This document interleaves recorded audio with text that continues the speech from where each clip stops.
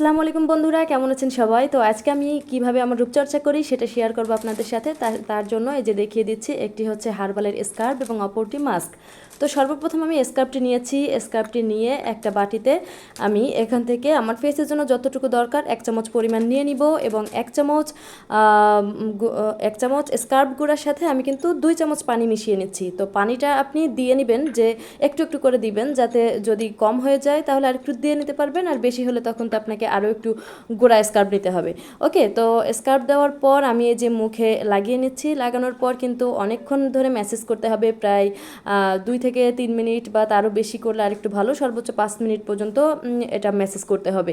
তো ম্যাসেজ করার পর আরেকটি কাজ করতে হবে, তা হচ্ছে আপনার এটা যেহেতু হার্বালের স্কার্ফ, এটি আপনার মুখে শুকিয়ে নিতে হবে। তাই আমাকে যখন স্কার্ফটি দিয়ে ম্যাসেজ করা হয়ে যাচ্ছে, আমাকে কিন্তু 2 মিনিট অপেক্ষা করতে হবে। তো অপেক্ষা করার পর আমি ফেসটি ধুয়ে এসে আপনাদের সাথে আবার দেখা করছি। ওকে, এই যে ধুয়ে এসেছি, দেখছেন কত ক্লিন লাগছে আমার ফেসটি।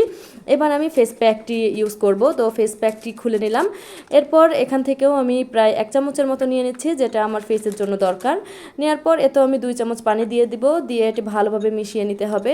মিশিয়ে নেওয়ার পর আপনি দেখবেন কনসিস্টেন্সিটা কেমন থাকবে, ক্রিমের থেকে একটু হালকা এবং পানির থেকে একটু ঘন।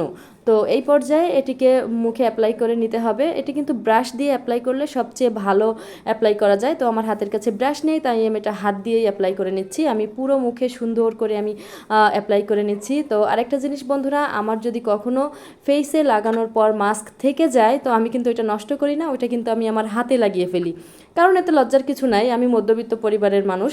তো আমার টাকা দিয়ে কেনা জিনিস আমি আসলে নষ্ট করতে পছন্দ করি না, তাই আমি কিন্তু যেটুকু থেকে যায় সবটুকুই কিন্তু আমি হাতে অ্যাপ্লাই করে ফেলি।